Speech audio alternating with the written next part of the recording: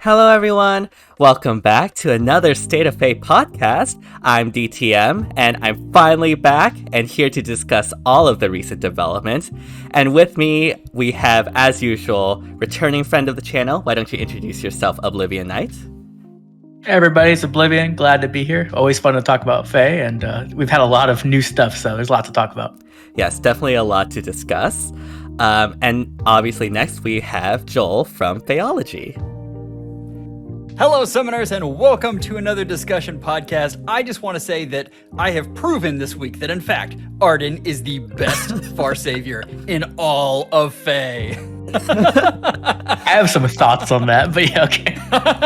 Oh, trust me, we have plenty of time to get into that. But yeah, I was on vacation for like these past 2 weeks, so there's definitely a lot to discuss right now. But before we get into that, be sure to like, subscribe, hit the bell, all that jazz to help support the channel. And not only to my channel, but to Joel and Oblivion Knight's channel as well. Their links will be in the description down below. And also, if you want to just listen to us and not waste bandwidth on video, you can also listen to us on Anchor and Spotify as well now. So the link to that will be on the description in case you're just listening to us on the phone while you're driving and stuff. So yeah, I guess with those announcements out of the way, do tell me, what did I miss?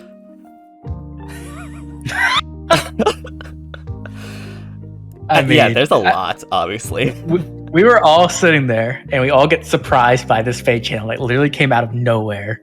Yes, and my first thought is just like, oh my god, I have to like react to this. And the second thought is like, oh my god, DTM's on vacation. But you've got to rewind before that. I mean, we got the Colgate announcement. Oh yes. Oh, that's Fire Emblem Engage got announced. I forgot. Yeah. Yeah, that also happened. Yeah. I kind of expected to have some kind of Fire Emblem announcement, right? It's been so long since we've gotten any talk of a new game or anything like that. So like I expected something. I kind of thought the leaks were real just because they were so ridiculous. I'm like, this is pretty Fire Emblem. Like Fire Emblem likes to be ridiculous. So like it wasn't out of my expectations, but I was honestly like baffled. It looked really, really good. I'm not a big fan of the Colgate Toothpaste Chan's design, but everything else I love. On Toothpaste Chan's, Alear's design. Gosh, now you're making me say it too. I mean, I'm not going to call them Alear. I do understand the sentiment, but I don't know. Like, the more like fan art I see of them and all of that, I don't know. It just made me. It just looks more and more endearing to me. Like, I guess I'm like already at the stage of like, you know, that character design, honestly, not that bad. Pretty cute and endearing. I mean, I that's just me. I'm a guy of simple taste, I guess. I'm with you, DTM. Oh wow. It came up and I looked at it. I was like, this is horrible. And the more I look at it, the more I like it. I don't know what it is. I don't hate it anymore. It is warming on me. Maybe because I've seen the gameplay now and I'm excited about the new game. But yeah, the design itself, it's growing on me. It also helps that. Oh, go ahead. I'm absolutely excited for the gameplay, but I'm not gonna say that I like the design at all. I think it's hideous.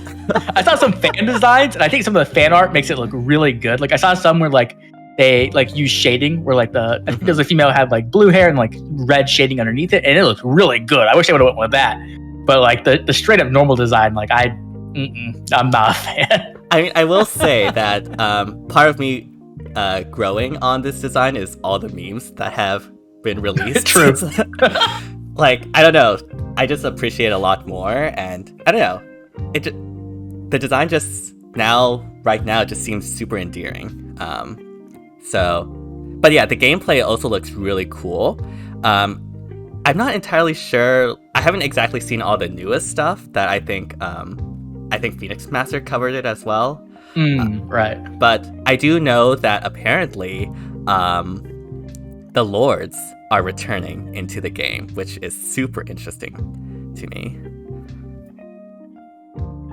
Like, I'm not sure how I feel about that because like it's cool. I like the idea, but I do feel like it's kind of like they put FEH a bit into the mainline games, right? Like you're now summoning the lords of other games to play with. It's a cool idea, but I do wish like we just got like a mainline game's not the way to put it.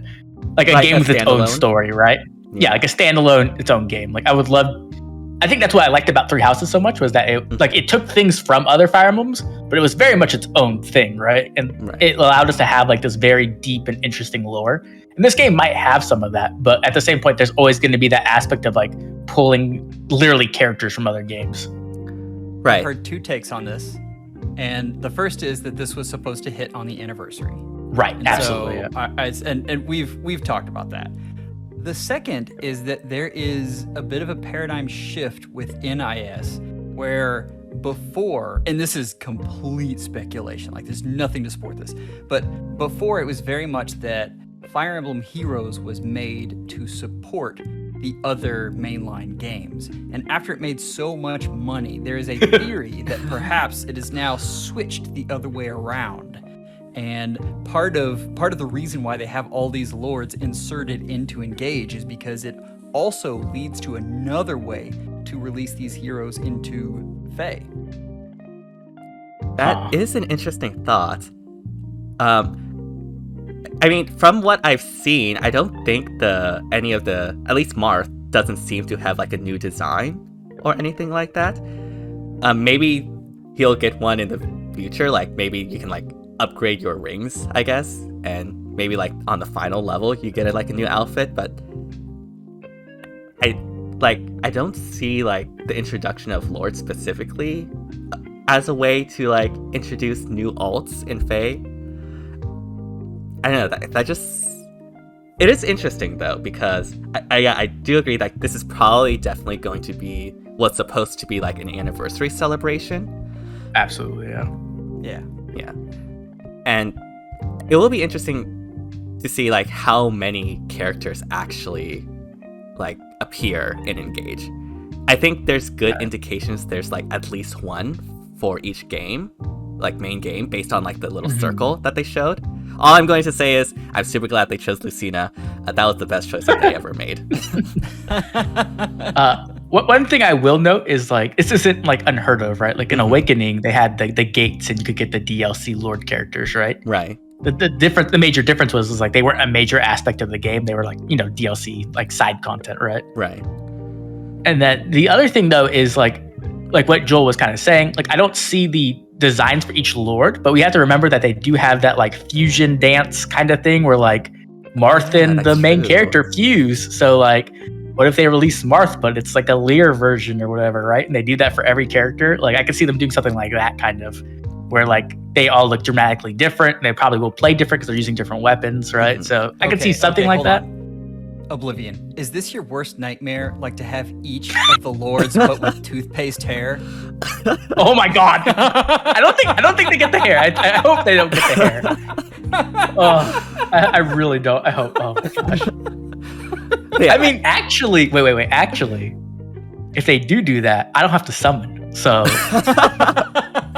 finally, your orb stash will be safe. Right, we'll get past the 100 orbs. Finally, have an Ike alt that you don't have to summon on. Oh my gosh. But no, like no. You would summon for Colgate Ike. I don't even want to hear it. Yeah, I would. Yeah, I completely forgot about. I guess I'll continue. I completely forgot about like the whole fusion dance thing. But yeah, as you were saying, like we did have these sort of like returning characters before. It just wasn't like really integrated in the story. And at least for me, when it comes to like Fire Emblem Warriors, the original, one of the better things that was available for that was like the interactions between different characters across the different games, like with Martha and Lucina, and just something like that. Now, due to the way this is structured, I'm not entirely sure that is possible. It will depend on how like the monasteries, quote unquote monastery section or like supports or whatnot happen. I don't think it's likely, but it would be interesting to see how they handle that since it's now like fully integrated into the story itself. The other thing is like this game is clearly inspired by Fae to an extent. And the reason why I would say that is because we have like depictions of legendary Lucina and Brave Ike, right? These are not canon forms for the characters, but they are. I mean, now they're going to be kind of canonized through this game, right? I think that's interesting. I also think they did try to like balance the female and male lords pretty well. I think that's why we have like Celica over Alm, and we have like Lucina over Crom, probably. Yeah. I think the reason why they chose this also is to also like balance the weapon types as well, so that we don't have like all sword characters. But no, yeah, it is interesting that they chose like a lot of different Fae-alts. I guess it just goes to show how much more important Fae has become in terms of, I guess, being a quote-unquote cornerstone of Fire Emblem, which is really interesting to think about.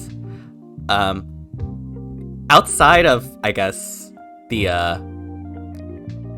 characters we've seen in the circles, are you expecting like other characters potentially as like DLC? And which ones would you love to see?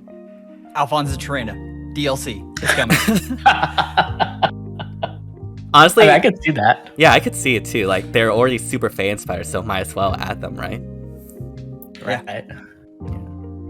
I'm interested to see what other, like, if the other lords are actually playable. Like, obviously, like Hector and Ellawood are like Ellawood's the main lord of FE7, right? As much as everybody loves Lyn, it's Ellawood. So I wouldn't be surprised to see those two show up, or like Crom or something like that, right? Or like Three Houses lords, right? We got Byleth. We did not get Dimitri, Edelgard, or Claude, who are extremely popular. So I could also see them showing up or being DLC eventually as well.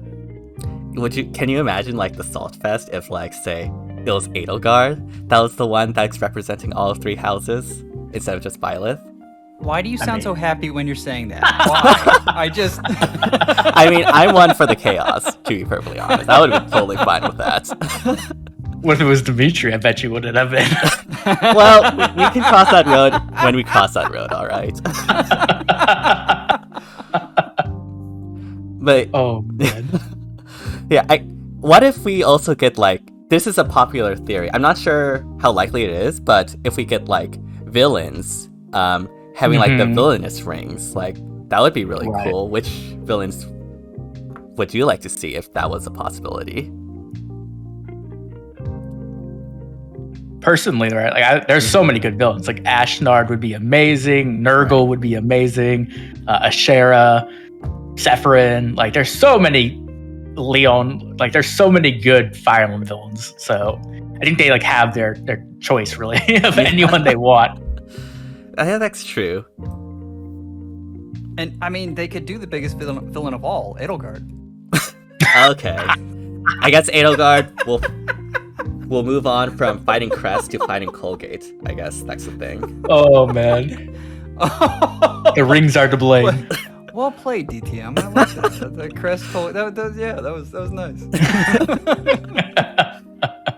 Yeah. Go ahead. The actual gameplay looks good though, like, and the models look amazing, right? The models look very solid. Gameplay looks very well polished. Supposedly this game has been done for a year. I don't know how true that actually is, but if that is true, that means they've spent a lot of time polishing it, which is always a good thing. Right. Yeah. And just from like a first glance, I think like the graphic design and the style is a lot better than Three Houses. It's like a lot more vibrant and beautiful, and not have the pixelated vegetables or whatnot. It just looks really good. Well, this was something in a Lucky Crit video about this, and he was talking about how hard it is to first start up, like to build a brand new game, and how the engine that runs Three Houses, as they build other games on it, is going to get better and better. And so far, I've definitely seen that. Oh yeah, for sure. And like the UI, I've seen a Gas takes on this, but the UI is super well done, and I think is also like really effective in conveying the necessary information that you need. So, which is really cool. I think the other big thing about this announcement, right, is that we got the Sigurd model confirmed, right? Like, Sigurd is one of the two lords that is like majorly shown, right? Which means that the second part of that leak, the genealogy remake, might be as real as well, which makes me very excited, right? That's the thing I want Probably even more than Engage, if I'm being honest. This was a really interesting conversation I got into. The folks over in Japan are absolutely flabbergasted that Seliph won CYL. Really? The reason is the Seliph got more votes here than he did in Japan. Mm-hmm. And Genealogy, it isn't really available here. And so I think that measures how excited people are about that remake, which I think is an excellent thing. Yeah, I'm super excited as well, since I've never really gotten the opportunity to play Genealogy, and just having it be easily accessible would be such a huge boon to not only me, but to so many other players who might not otherwise, be able to play it in the first place. So, yeah, hopefully that remake does come to light. That would be super cool. I think it's a good time to be a Fire Emblem fan, honestly. Yeah. Yeah, definitely. I think the other thing, right, is like, did either of you play Echoes? I don't know. I did. Okay. So Echoes, in my opinion, has the best presentation of any Fire Emblem game ever, like hands down. Mm-hmm. Like, to me, it has like the best supports. It has the best voice acting. Everything just looks better than Three Houses, in my opinion, for the most part. Like that game. I agree. It is visually stunning. Right, and it's on 3DS. It's not even on Switch. Right? So if we get Genealogy with that kind of polish and that kind of presentation, like I'm gonna be flabbergasted how good it's gonna look. Yeah, definitely a lot of super exciting things to look forward to in terms of future Fire Emblem games. Definitely looking forward to those. I guess moving topics to Faye. So just to pin that up. Yeah. I mean, as you're moving to Faye, this is all really good for Faye. Right. Definitely.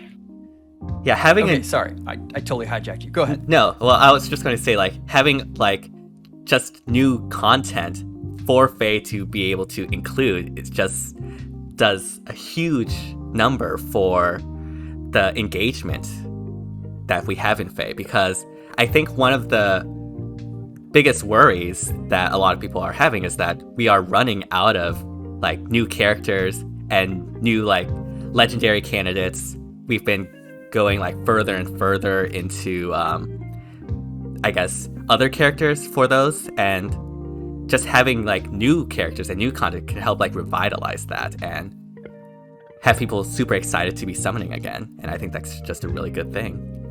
But this is a game built on its IP, 100%. That is what brings people in. So having new IP to draw on is just huge. We've already seen the excitement with Three Hopes characters. Oh yeah.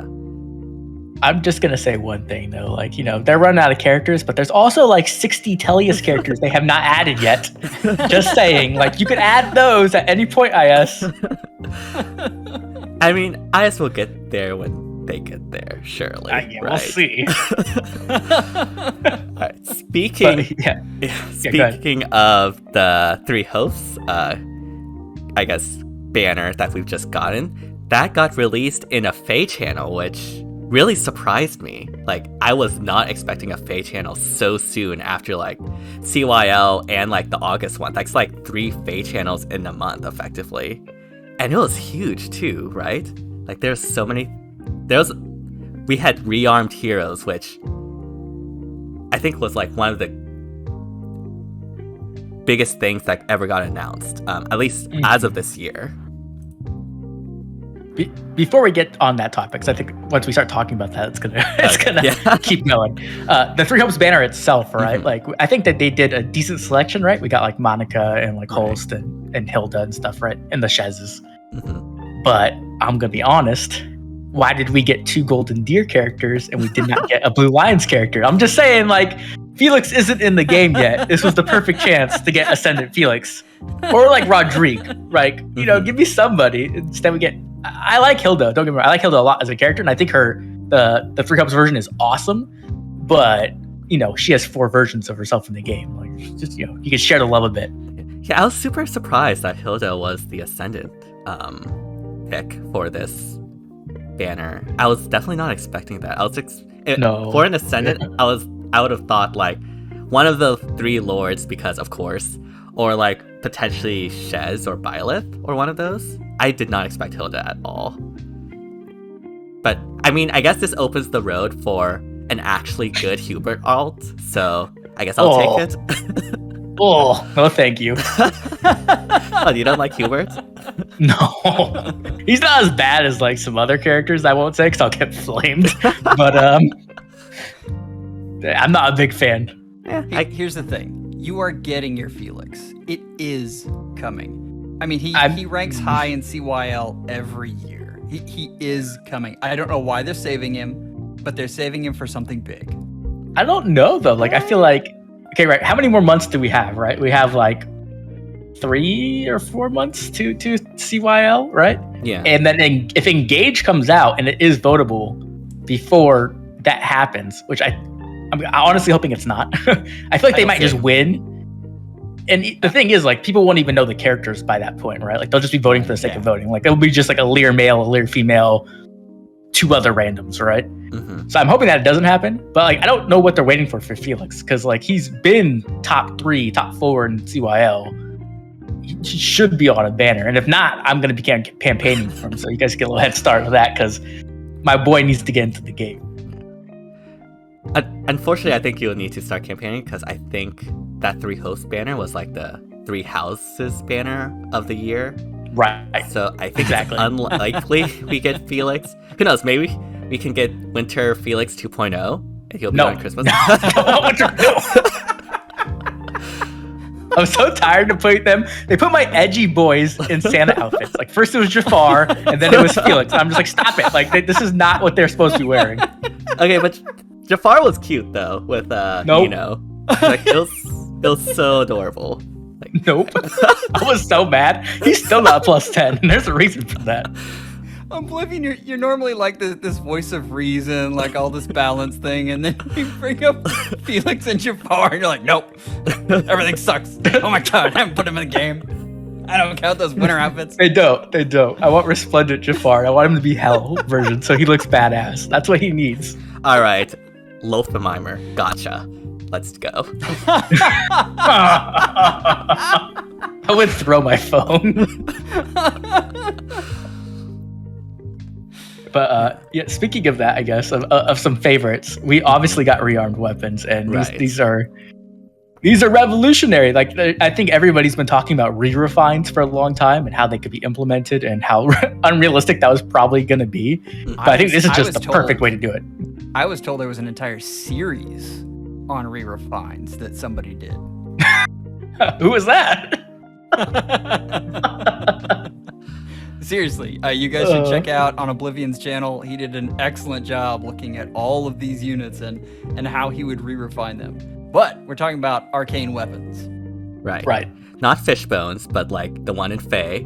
We have first the sword from Leaf, and yeah, I'm both of you done like, I guess, rankings on who would best use the arcane sword. What have you used the arcane sword on anyone yet, or is it still like in the barracks? Because I think both of you summoned for that. I'll go. Arden, who carried me through the summoner duels. Like, seriously, Arden really uses this thing well. It's amazing. The wary effect on him is so good. Wow.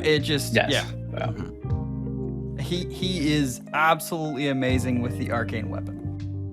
But I mean, that's the thing. Like, we can sit here and argue about it, and we'll all be right. There are so many units that are great with this sword. And it's Malted. I mean, they gave us an inheritable Malted. Right. I think, like, okay, I used on Legendary Ike. I summoned a lot of him after my... So I did my video, but I forgot to get the tickets, because I'm dumb. And so I used the tickets, and I got 2 more lifts off the tickets. And I was like, okay, well, time to use these. So I put on Legendary Ike. It works phenomenal on him as well. Obviously, he's not a save unit, so he's not going to be like meta with it or anything like that. But he is a lot of fun. On the other hand, like what Joel was saying, like, this weapon is stupid. Like, it's so very, very powerful that it just makes like every unit who can use it better. And when it comes to armors in particular, like, I've been working on a tier list, and all the swords armors just like skyrocketed in placement, because it's just you handed them Maltet almost like it's like pretty much you traded like neutralization of armor weakness for guard, and that's like a very fair trade for the most part. Right. Yeah. Yeah, like I was looking at a lot of these rankings and like I was just amazed by how much of a huge upgrade this was to like so many characters, not even just armors, but just, you know, like, and this really does like allow so many units to not only just be usable, but honestly pretty good in terms of like being able to clear content. It may not be like meta in like the strictest sense, but so many units can work now with this weapon. And I think best of all, like this just opened up a huge amount of positive engagement as well, since a lot of people have been speculating like which units they would want this to be, and just allowing people to have that, to use this on their favorites and whatnot, I think is a really cool thing. So yeah, I agree, like this was such a good way to introduce a way of, I guess, allowing units that may not have gotten love to be able to shine, which is really nice. I think something else that like Joel kind of mentioned was like the design of the weapon. I think the design of the weapon is extremely good, right? It's a very generally powerful weapon. So any type of sword unit can take advantage of this weapon, which is really cool, right? Because then you can use it on fast swords and it's very good. You can use it on slow swords and it's very good. I do feel like it leans a little bit better towards like mixed speed, like lower speed, or like, you know, units like that. Yeah, that's what. But I mean, it's generally just really good. It's just generally really, really good. So like, I think if they kind of stick to that design for future Arcane weapons, like this is going to be a big change for Faye. And let's not ignore the fact that it looks great. Oh my god. Yes. So good. The sprite is like so amazing. But yeah, like if we ever get like future like Arcane weapons of like different types, I could see like an Arcane lance, like just with the same effect being super good, since I mean it's basically you're making everyone Brave Hector now among the lances, literally Brave Hector. I know, like for me personally, I would really like FE to get that, because I feel like FE has been done really dirty, but with that it would just been so good on her, and we could finally stop memeing on her, I guess. Can we? I mean, I would probably still meme on her a little bit. I don't know. I mean, we can. Personally, like what I want. My dream is that we get an Arcane Lance, and then Nephany gets like a Resplendent like that month, right? That would just be the dream for me, because then all of a sudden I can use Nephany in this game. I haven't been able to use her since like year 1, year 2, really, if I'm being honest. So that would be like amazing for me. I think the melee weapons are going to be easier to do from a design standpoint than the tomes. I think it's going to be very difficult to make a tome as good as we had with this. The design of this weapon was excellent, and I am curious to see what they have in store for all of the different classes. Right. And presume go ahead. Oh, go ahead. No, you go ahead. Okay. Something I did mention, like in my tier list video, is that I'm interested to see if we get like multiple versions of the same weapon type, right? Because swords are so popular, like they're like the most common weapon type in the game. So I wouldn't be surprised if we got another sword Arcane weapon eventually. Maybe not like for 4 or 6 months, but we could get it. And I could see it being more offense oriented. So I'm interested to see if they do that, or if they try to like just try to get one of each weapon type out. Like I'm not sure how they're gonna do it, because I'm guessing we're gonna get one a month, maybe like 1 month we'll get 2 or something, but I'm assuming that's going to be like the typical rate. So that's like only 12 a year. We have more than that weapon type, I believe. So it'll be interesting to see what order they are and if we get like different versions, right? I'm a bit more pessimistic, and I think they're going to be one every other month. I wouldn't be surprised seeing them swap between Ascendants and Arcane. God, I just went Rearmed Heroes. Yeah. So I wouldn't be surprised to see them swap between those two. That's what I was thinking too. Like 1 month Rearmed, another month Arcane. I mean, not Arcane. Ascendant. I think just for this one, they had both Rearmed and Ascendant, because it was 3 hopes, and also it was like the first introduction to this. I do think that eventually we might get repeats. Like at some point you're going to just eventually run out of like weapon types. So if they continue making Rearmed Heroes, that's just going to be an inevitability. I would like to see like a more speed orientated sword though, as you mentioned before. Yeah, I think definitely. I think obviously even though like fast sword units did get an upgrade, it's not as big of an upgrade as it could have been compared to like the more slower swords. Right, like imagine they make an arcane sword and it just has no follow-up and like speed built into it, right? And That's exactly what I was thinking. That's and it's exactly just what I was thinking. it's already like it would be phenomenal. Like you just do that and like imagine if they do like no follow-up and like a blade effect, right? And some stats. Like that just pushed everybody up to like amazing tier. Yeah. So I think that's definitely a possibility. When it comes to like the rate of getting arcane weapons, the only reason why I think we might get them every month is because I think IS is trying to like consolidate their monetization a bit. Like obviously the population of the game has like decreased a bit over the years, right? Like it's not in a terrible spot or anything, but I think a good way to squeeze the orbs out of people is to do that, right? Like if you put an Ascendant and a Rearmed on almost every new Heroes banner, people are going to want to spark. And by doing that, they're using their orbs there, which means that they don't have the orbs for the seasonal banners, which don't have the guaranteed spark. So that means like, oh, okay, well, they're either going to have to summon more on those banners to get the units they want when they show up, or they're going to buy the Fate Pass. And that's like a win-win for IS, right? Like either way, they're very happy with the result of that. So I think like this is a good way just to squeeze more orbs out of people. And I think the thing that kind of collaborates with that, or like there's a correlation with that, is that we are getting the Hall of Forms reruns, right? And I think Phoenix Master kind of said that he thinks they're going to alternate. I think we're going to get 2 a month. And the reason for that is that we are getting the double Formasoul packs now, right? They seem to be pushing that. And the best way to push that is to give more options of characters, right? If you're putting out 8 characters every month, there's a higher chance people are going to use Formasouls. If they use their Formasouls, there's another one that comes out next month and has units they want. Well, now they have to buy Formasouls, right? So I can see them like using that as a way to push monetization more. And I think it's like a better form of monetization, so I'm all for it.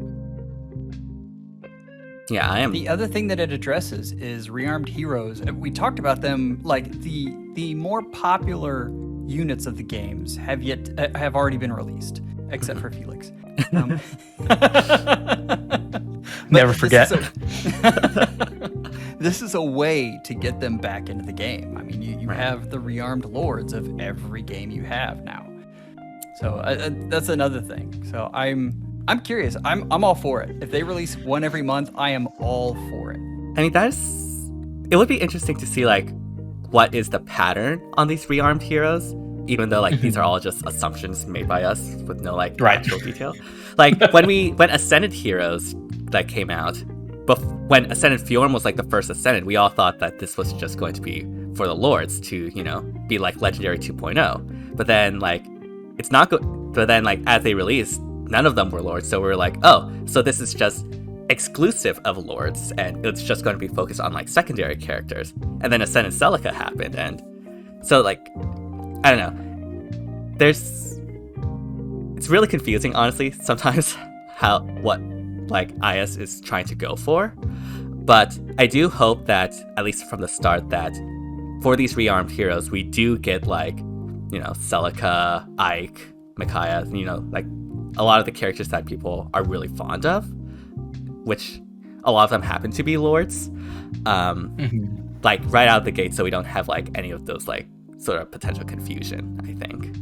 Even though like it technically doesn't affect anything, and it's just like us speculating as a community. I think they're going to tie it into the Tempest Trial stories a bit. I don't know. Like, I think they're actually doing a good job with the story lately, which is, outstanding. I'm very happy to see it. So I feel like they're Did you ever imagine we'd be saying that? No.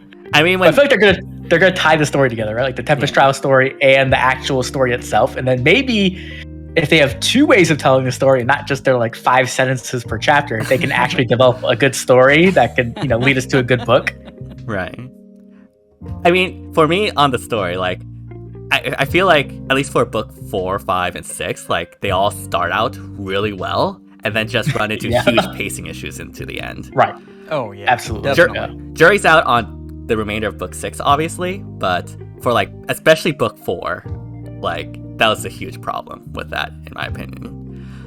I guess also 3 as well. I will probably stay disappointed with this book just simply because I wanted Asker to be the big bad so badly. That would have been hilarious. Wait, what? No, Asker's the best. What? Why did you want him to be the villain? Think about the way they would have done that. Like, Asker's supposed to be a dragon, and somehow he's a beast, and he's this really super nice guy, and suddenly, no, he isn't. And it just, would have really, I thought that would have been hilarious. And What plus, a good twist. selling fallen Asker, I mean, come on. That shows. That is Wallets true. are flying out of pockets left and right. That would have been interesting. That would definitely be interesting, though I don't know exactly how that would have been pulled off, to be perfectly honest. But no, like, I guess going back on topic to like Rearmed Heroes, and I think at the start they will like stick with like Tempest Trial. Maybe like Air will get a Rearmed Hero. I think that's a huge possibility. Which might mean we actually get a dagger rearmed weapon. Right, exactly. First. Exactly. That would be super interesting. What good? I'm hoping it's like offensive. Mm-hmm. I mean, like, I mean, there's a lot of good dagger units that I think would really appreciate that, depending, of course, on the effects. I mean, maybe we can make Jafar usable. That would be really cool. Exactly. I was about to say, there's a lot of bad dagger units like Jafar who could really use some help because he is. Oof. I'm gonna throw this out there. The dagger is infantry effective. Oh my! Don't! Why would you put that out there? That's so bad. Don't say that. Oh, I hope not. I really hope not. That would turn things on their heads so badly. I mean, wouldn't it just push us even deeper into the save meta then? Because then you're like, I need armor that's now. what I thought. Like as much as we all talk about like infantries having like the best skills and whatnot, like infantries are not exactly meta compared to like armors, and so I feel like having an infantry effective wouldn't really do much, especially like for the units that like really need the help. I think we are going to see more and more infantry carries. I mean, I already am seeing more infantry carries just because of Brave Dimitri. But we had Asker, who, I mean, in AR, if he was not a mythic, could probably be an Omnitank.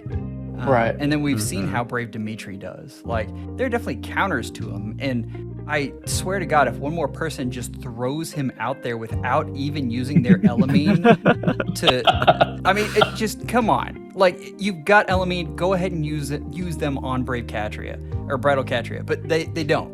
They're just like, here's Brave Dimitri, ha ha ha, oh, he died. I mean, that might be my fault, because I was just like, hey, watch my Brave Dimitri tank Bridal Catria.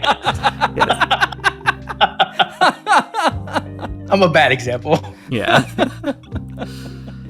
But that being said, I mean, he's a very good carry. Like, that's especially if you have someone equipped with infantry speed tactic to give him no follow-up. It's huge. Yes, yeah.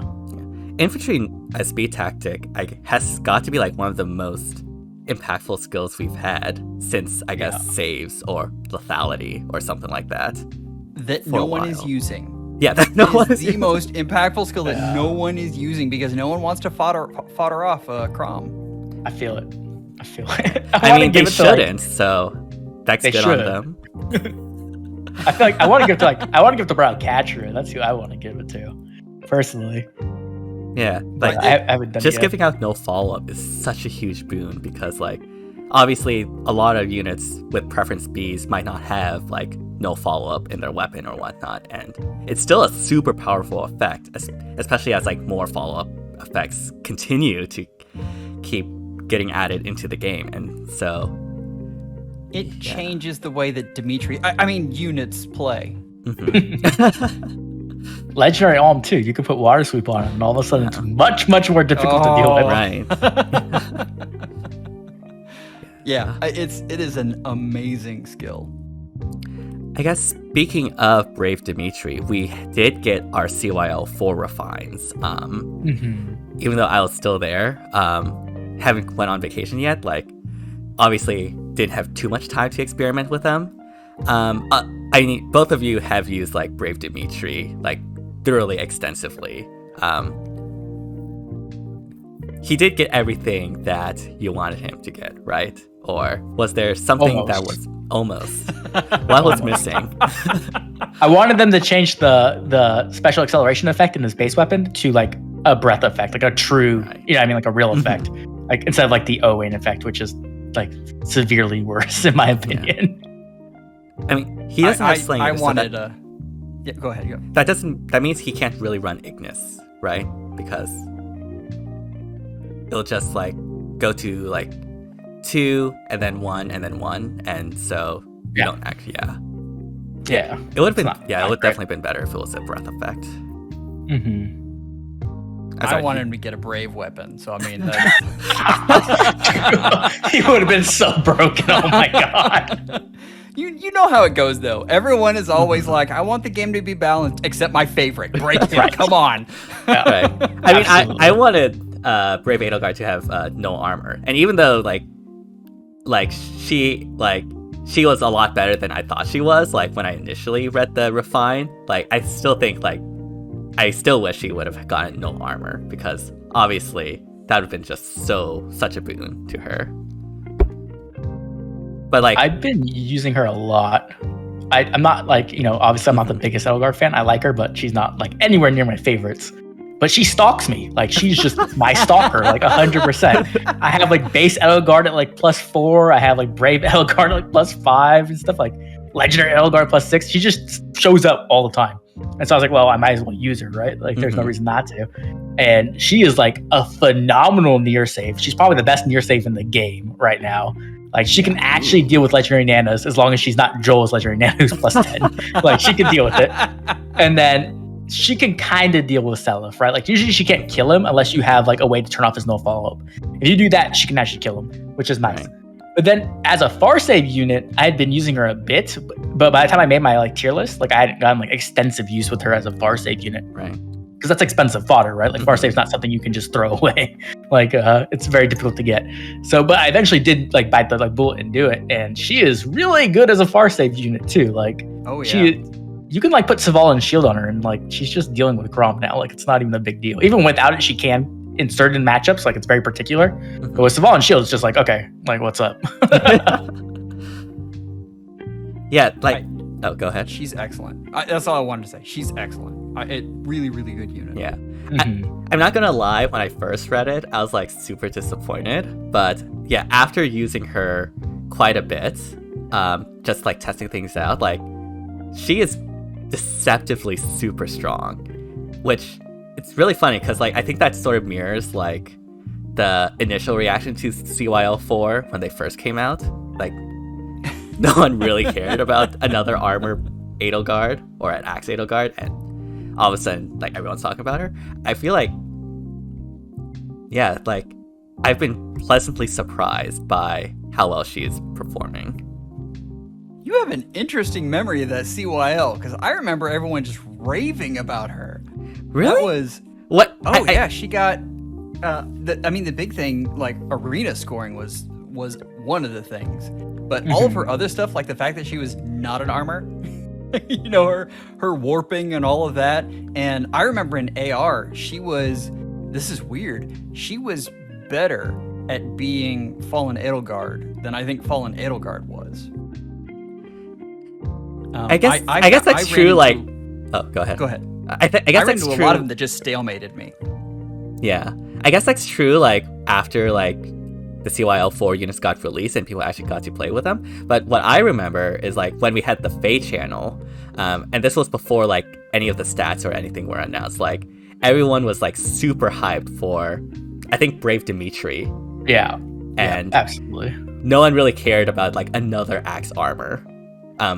Sure, the warping effect was nice, but I think a lot of people overlooked that initially. And then they actually got released, and everyone realized Oblivion was right. So I definitely remember that because Dimitri was so overhyped that I'm over here trying to like shoot down the hype as a Dimitri fan and getting like just slammed.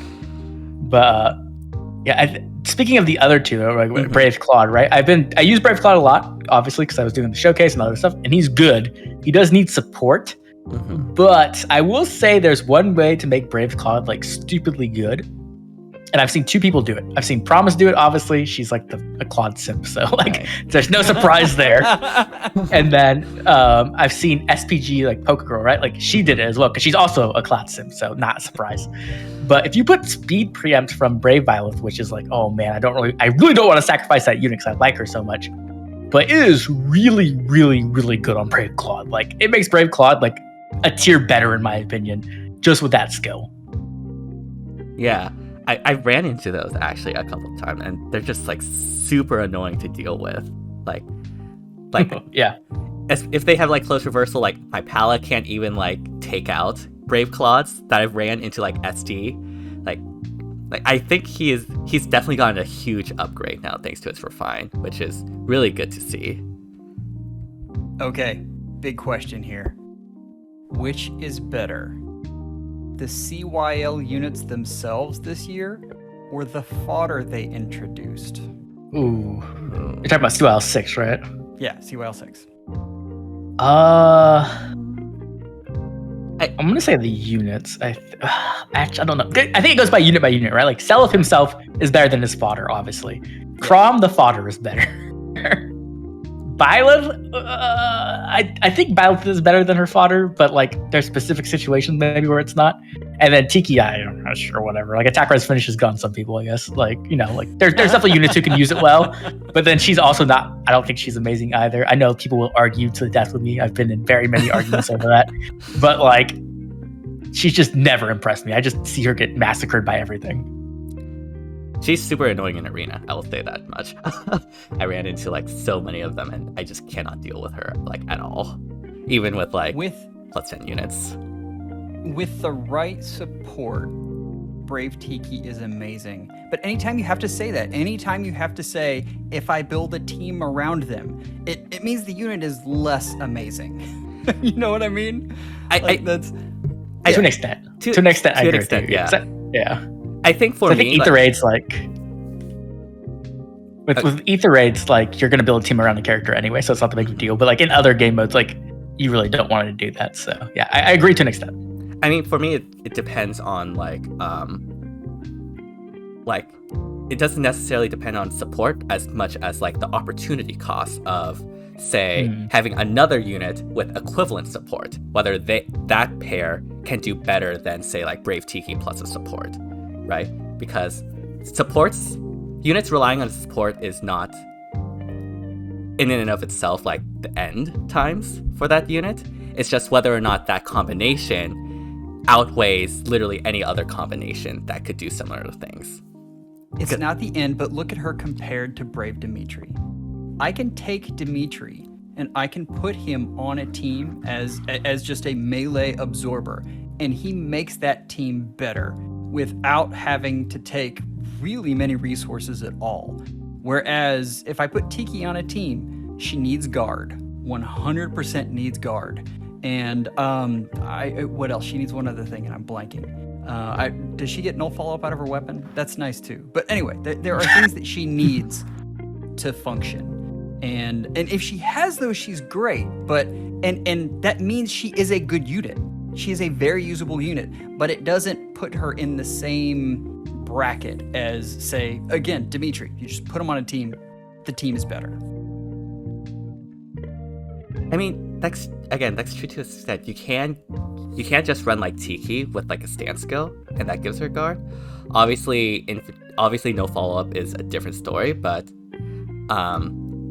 it's the support also is like, you know, how difficult it actually is to integrate into that team, because with like the new no infantry speed tactics, giving out no follow-up is not as hard anymore.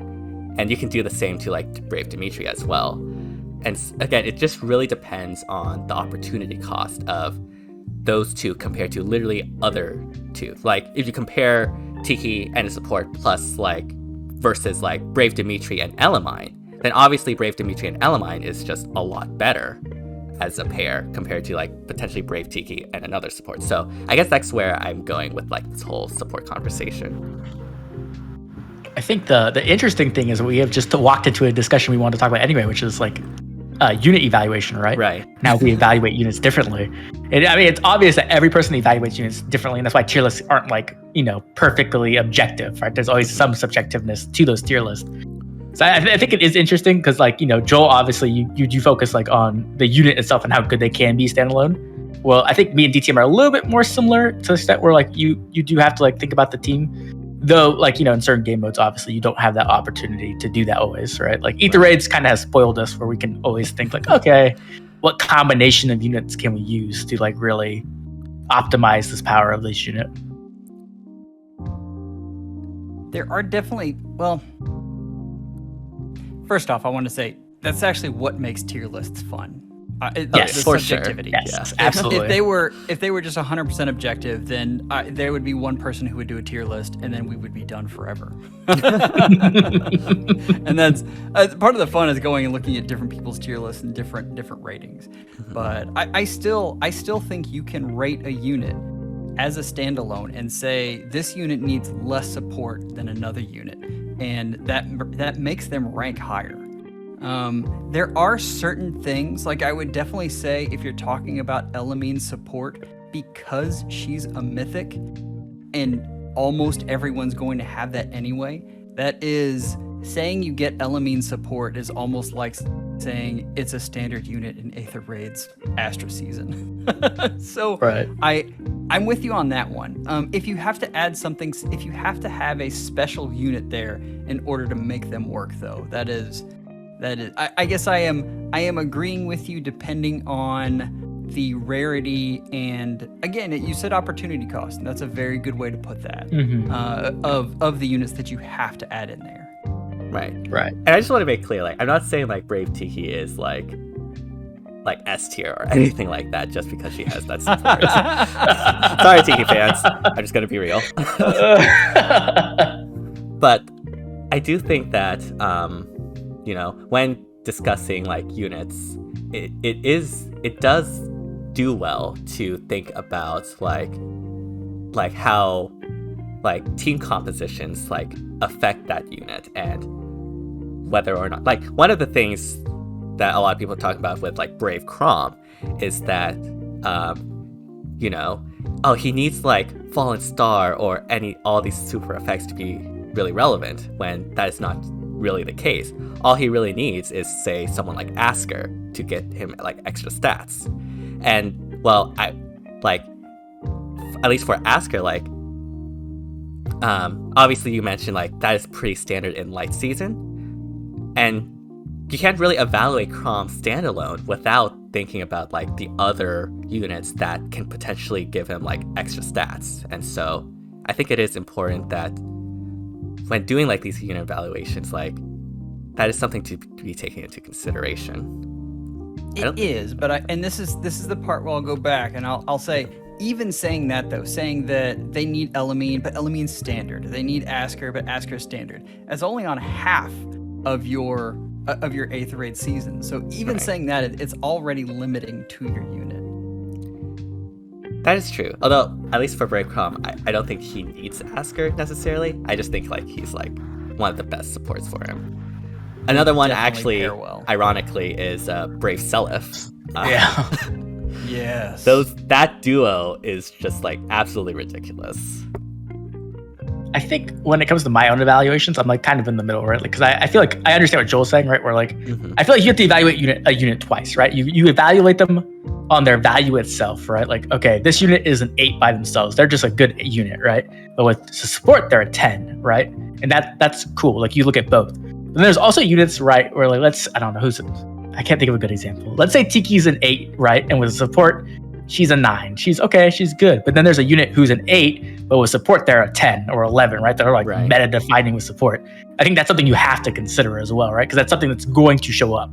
Like, no matter what game mode it is, right? In Aether Raids, in Summoner Duels, if there is a really good combo it will show up when you get to those higher levels of tier. Like people are just going to take advantage of it no matter what. So I think it's important to like evaluate both those things, right? Like you have to look at, because you have to be able to deal with that, and right, you have to be able to deal when they show up by themselves, and you have to be able to deal when they show up with their broken combo. So it's always important to understand both matchups. It's, you know what, it is less relevant right now because most people, the way they're specializing, they're not using Omnitanks. They'll specialize and say, this unit takes the melee threats, this unit takes the range threats, which is essentially what saves allowed us to do. The last time where I felt like that was really relevant, we have to go all the way back to Legendary Byleth's release. And he actually made Null Counter Disrupt Brave Ike good again. Because having Null Follow-Up and Null Counter Disrupt was just huge for him. And that did definitely, that was a skill that actually bumped him into another level. So I think there are cases like that, but I will say I don't think they're very common. I mean, I think one of the most common is like the double saves that we've mentioned, like far save plus near save. It's technically, I guess, like, it's not necessarily like a carry support combo. It's just like 2 carries, but like those together, like obviously support each other really well. So it's just that those 2 specifically are just so powerful that they've obviously just taken over the meta. I guess moving from this topic, outside of like unit dependencies on other units, like I know both of you have made like a bunch of tier lists recently, especially with like the CYL rankings and now the Rearmed Heroes. I am curious how you actually go about trying to rank these units and making that evaluation and comparison. Okay, this is interesting because there are 2 very different ways that I evaluate units. There's one that I do for the tier lists, and there's one that I do for personal accounts.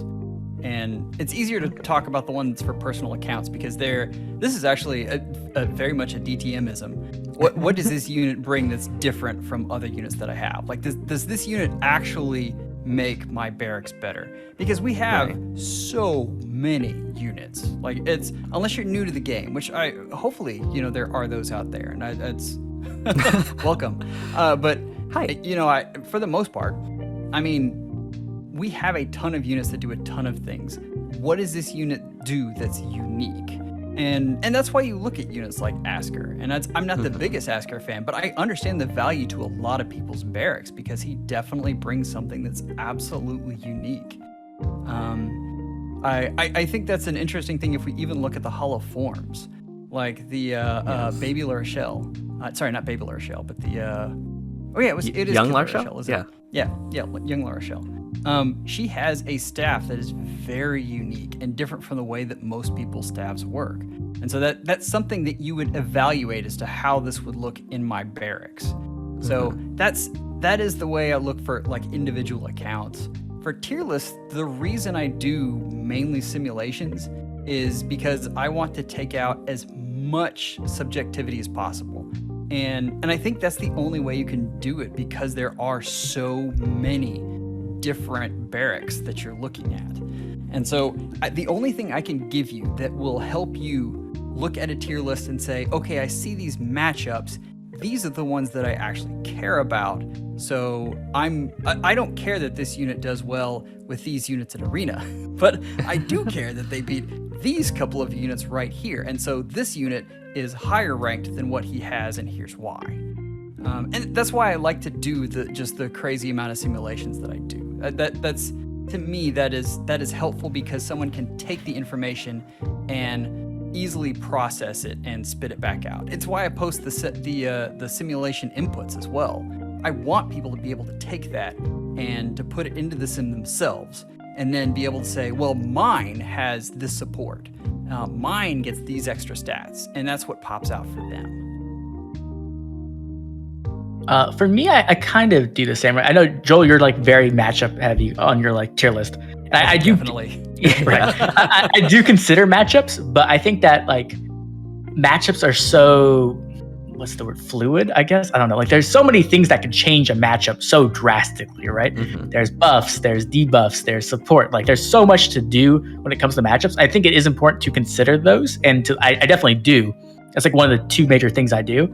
But I think like I can't like solely depend everything on those matchups because so much can change, right? From merges to summoner support to just stat differences, right? And so one of the big things I do is I make a list of conditions, right?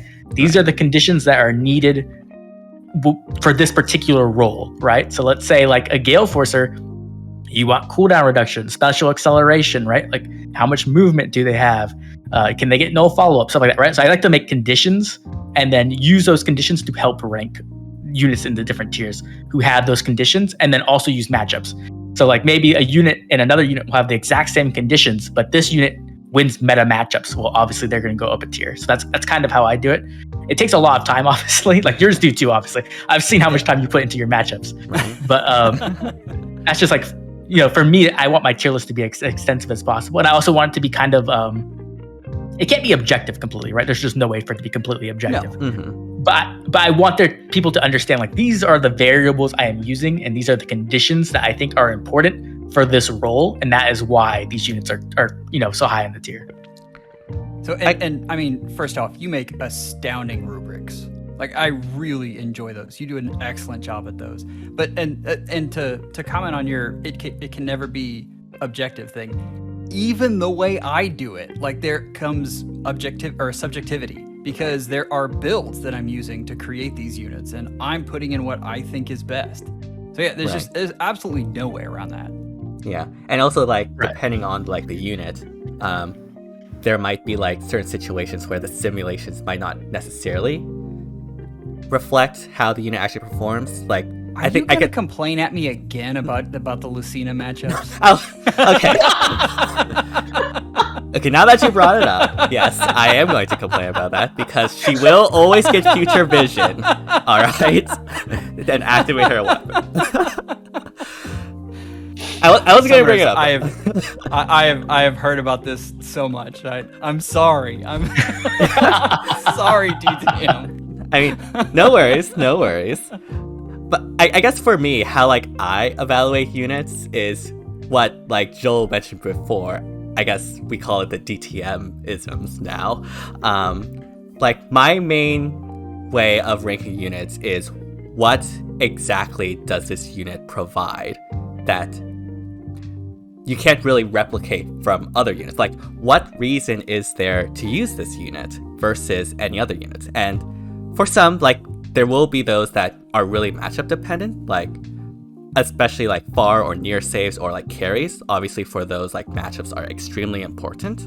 But there are just like other units. Like one of my biggest examples is, and apparently I'm like that guy now when it comes to Marianne, but Brave Marianne is the biggest example I give for like a unit that might not exactly have the greatest matchups, but provides something that is like indispensable for something like a Gale Force strategy. And so like that's personally how I see comparisons between units, because what really matters is like the question, why should I use this unit compared to like literally anything else? And so I try to base that off of that. Obviously it's a lot more subjective compared to a lot of the other methods that you all have discussed, but I think that's just how I see the game. And especially from someone that does not have a lot of resources, what unit is actually worth pulling for? Yeah, I think that's a good way. Like when you're pulling for a unit, I think that's a great way to evaluate units, right? For me, when it comes to like tier list in particular, I'm like always trying to think of like, what do other people have, right? Because it's not just about you, it's about who you're playing against. Right. And so I'm always trying to consider that too. Like, okay, there are Leviathans out there who have plus 10 of almost every unit with like the best fodder possible. So I'm like trying to think like, okay, how does that matchup work up? How good can the unit possibly be at max investment? Mm-hmm. And then also like, how realistic is that, right? Because like, even though you might only run into that 1 in 100 times, so like, do you really need to prepare for that? Because that's something you always have to consider too. And the cool thing with ether raids is that, you have escape ladders, so even if you do run into it, you can just get out.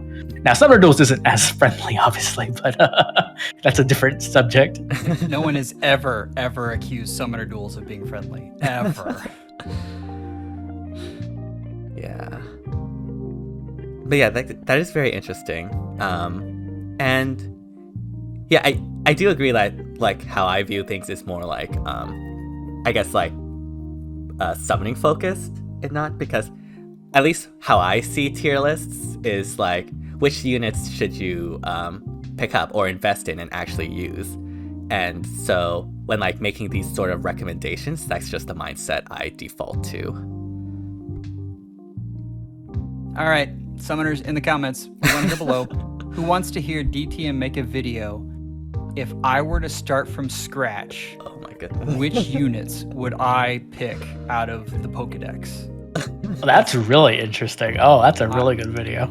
I think that is a DTM video right there. Like I would like to see that.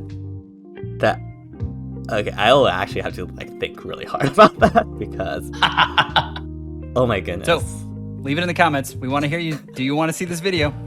All right. Yes. Leave it in the comments. Maybe I'll pick up a poll later or not. Who knows? But yeah, I guess outside of that, like, obviously when talking about tier lists, like, there's also a lot of subjectivity when it comes to like grouping up units into like the different ranks. Right. I know for you, like, you make like S+++. Yeah. Just I find it a little more like, forgiving. So it's like... I mean, for me, like, at that point, like, S+++ is just like S. It just like makes people feel good though. So I guess Exactly. Yeah, exactly. it keeps the heat off of you. Yeah.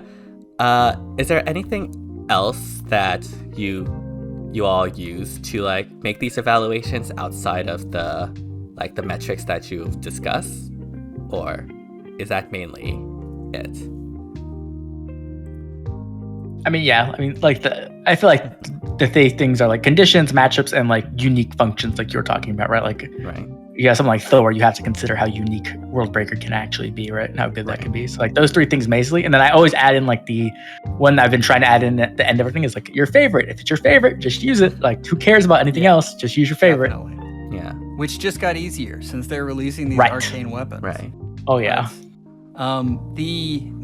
So I'm thinking back to when I did my far save tier list. What was that, 6 months ago? I don't know, maybe longer. I can't keep track. The one thing that I wish I would have put in, and the way I did the tier list, there was no way to get this in there, but like Valentine's Lucina. It's really hard to account for how powerful that effect is. Like right. having that swap, that basically a pseudo refresher, is huge in a lot of modes, like not just Summoner Duels, but AR, and I mean certainly in Arena. Yeah. But yeah, that's a big deal, and that's something. If I were to do that one over again, I would have put more weight on things like that. Right. I guess speaking of what Oblivion said on the unique supports, like obviously having unique supports is really good, but I guess something to also keep into mind is like how good that unique support is, like the future vision or something. Like you can have like the most unique support in the world, but if that support is not good They enough... all know what you're talking about. You don't have to veil it. All right, Gatekeeper fans, I'm sorry, but The worst part's not even unique anymore. yeah, that's a kicker. Like the nail in the coffin. Oh man, I was thinking of all the red mages with like the weird wacky effects. Oh, That too. The GHB parade that was just Yes. man. Yeah. Those were terrible. Yeah. And there's one question I want to ask you, because we are talking kind of about like your favorites a little bit. Mhm. Who is the one character like in your barracks that you want an arcane weapon for? You guys know what the answer is for me. I mean, it's Spring Sharena. It's not even close. For me, it's definitely Spring Lucina because she is hot garbage right now. All the spring characters. Wow, that's funny. Okay, let's go. Like, let's get those units some arcane weapons here. Yeah. So it'd be like a blue tome. Would you want like I'm guessing for both of them, like they'd be offensive tomes, right? That you'd want. Oh yeah. No, it actually, I guess. Oh, that's a good question. I'm basing it off of Spring Sharena's old tome, which was defensive, and she really would be a better offensive unit given her stat line. Okay, yes, I'm with you. Offensive, yes. All right. Yeah, if she can just get like desperation, like auto follow up, and I don't know, true damage, I think that would be really great. IS, please give that. Yeah, that would be pretty good. Put that on Reinhardt. Oh man, what if that happens? What if, because we're never gonna get a Reinhardt refined, I don't think. Like, I don't want to like make anyone sad, but I don't think that's gonna happen. But if we get an arcane blue tome that like makes Reinhardt phenomenal, like Speedheart, like imagine how happy Promise would be. Wait, what if the nothing's blue? gonna be better than Brave? I mean, nothing's gonna beat Brave. What You if? think so? I mean, what if it is? That's my take. I think Brave is I really mean, strong. It'll be Yeah. it'll be a lot. I'm saying, to, like, be able to I'm overcome saying that, and I replaced Arden's sword with this Exactly. arcane one. So Exactly. I mean, I'm speaking out of two sides of my mouth there. I'll also like to say that Phoenix Master agreed with me in his tier list, and he also put Arden in the too good of weapon to give to him. Just saying. That was not a low tier. That was a separate tier. I'm just saying. Mine was too. I just didn't have room to name it that way. There wasn't an S plus minus tier that you could. I just put D, and I was like, okay, everybody in D is like good units who don't need it. Like, you know, Lucina's even there and stuff. I'm like, okay, their weapon's already good enough. What if the arcane blue tome is just a brave weapon? Just to, Oh my gosh, with stats? Yeah, with stats and with modern effects. Like, I mean, Reinhardt all you need, right? fans, it's awesome. That would be amazing. Reinhardt fans would riot. That's yeah. I'd be happy. I mean, honestly, I think that'd be great. Like, because then, like, the thing about getting a refined for Reinhardt is just like, even if we do get it, I think we're gonna get like the Brave Lyn status. Like, what are we gonna really honestly get? Like, maybe +4 attack and like defense when he initiates, and like that's it. Like maybe chill res. I don't know. Like, they're not gonna give him much. Here's the thing though. Even any refine would give him extra stats. That's true. And extra stats would be good for him. Yeah. I was about to say like +4 attack just to Reinhardt right now would just be absolutely insane for him. Since like basically like 8 extra damage effectively. Which Give is him like Death really Blow 4 on it. Oh That'd my be dope. gosh. Yeah. I guess before we end it off, since we have been talking over an hour, is there anything else we want to discuss before we sign off and bring up? If there was one type of video you would like to see more of in the FEtuber community, what would that be? Oh man. Shoot. I think if I knew, I'd make it. I'm trying to think. Yeah. I guess oh, go ahead. I want to see more of these daily AR. Like, I mean, DTM, you've been doing it for forever, and the scene is picking up in that area again. And the reason I love it is because it's so easy for new FEtubers to start with that and actually get interested, and we get more people doing videos. And I think that's absolutely amazing. I would love to see that community that DTM has basically been carrying for the last year. Like, seriously, like you're the one who's kept going. So I would like to see that continue its rise.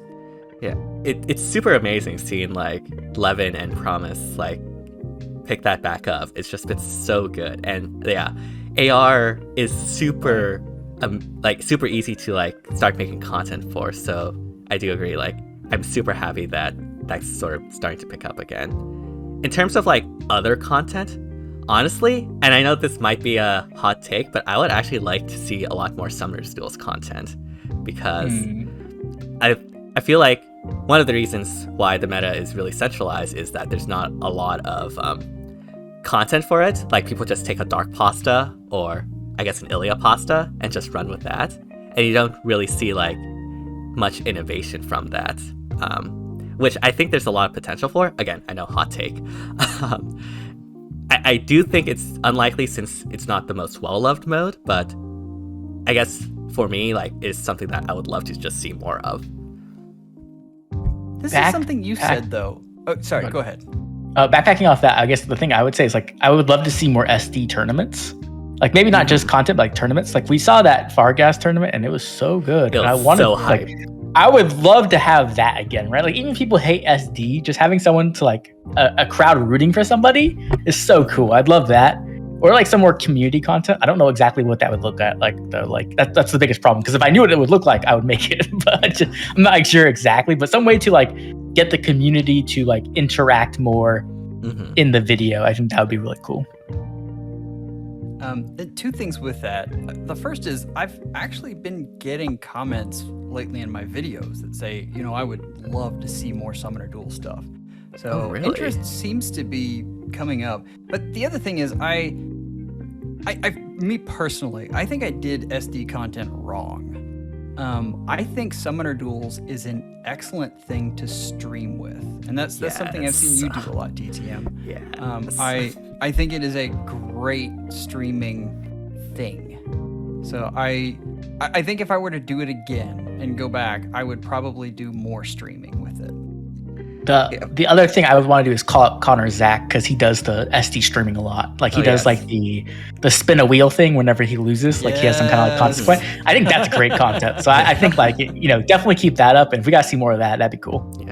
Yeah. Streaming is definitely where SD I feel is like at its best. Because like when streaming SD, like there's always like it's really good at capturing like the tension and the stakes of like you watching like your favorite VTuber like trying this out live and hoping that they're able to succeed. It just really captures that really well and gets people really invested in it. So yeah, streaming is also super good. And on the topic of tournaments, like one of the best things about those tournaments was just having like so many fellow creators just come together and be able to like quote unquote collab and interact. That was one of the greatest things that came out of that. Like, and if we can replicate that again, I think that would also be like just a huge boon to a lot of VTubers who, you know, were not a part of that original. Like, one of the reasons why I started interacting a lot more with other VTubers was because of that tournament. Just like naturally caused me to talk with a lot of them. So yeah, if we can have something similar event like that again, like I think that would be a really good thing. Man, I've got Obi-Wan's voice in my head now. You were supposed to be the chosen one.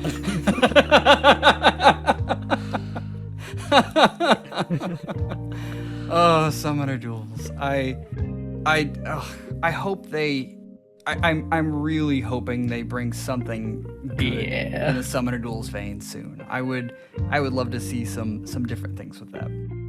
I mean, Absolutely. I think one of the things they could do is literally have like Summoner Duels F, where you can use your friends' units. I think. Oh man. Summoner Duels F. I mean, I can see the memes for that already now. Naming aside, like I think that would genuinely like cause people to like try to look into it more, because now you can be like the +10 whale. Now you can get that feeling. And then it'll just be like all dark pastas, but you know, for that one moment, it'll be amazing. I can finally use Valentian Paula. Oh my gosh! Oh, do you not have her? I don't. Okay. I would like an SDS practice mode. That would be. Oh my god, that would help so much. Like, please give me that. That and like just tournaments. Yeah, I'd love to put a tournament myself together, but like it's so much work. Like anyone who's done it, which you know, Joel, you know a lot of them. People who've been doing it. It's a ton of work. So like, it is. And it's even harder if you like want to do it live too, because there's just so much coordination that needs to happen. Like, yeah, I don't think I'd ever do that. I think I would just try to do like the semifinals live or something like that. You know what I mean? Yeah. Not all of it. Yeah. Yeah. So I guess like huge shout outs to like Vargas for being able to like pull that off so soon. Like Mr. Marathon himself. Holy cow. Yeah. Is there any final thoughts before we end it off for today? We've been speaking for like 1 hour and 20 minutes, so I think this is a good time. Always gotta love editing these. Vote for Felix. Vote for Felix. Started now. Vote for Sharena. It's been longer since she's had an alt. Yes. There's no Felix in the game, so I don't know what you're talking about. I guess vote for Robin. Either of them is fine by me. And yeah. Wow. I actually heard like a collective boo across of all of What? Robin is amazing. What? Okay, whatever. Anyways, with that out of the way, hopefully you all enjoyed this podcast. If you did, be sure to like, subscribe, hit the bell, all that jazz, not only to my channel, but to Joel's and Oblivion Knight's channels as well. The link will be in the description down below. And yeah, let us know down in the comments what's your favorite thing that was announced these past couple of weeks. We'd love to hear from you all. And yeah, thank you all so much for listening and watching. Hope you all enjoyed it. And yeah, see you all next time. Bye, everyone. Bye. We'll see you guys.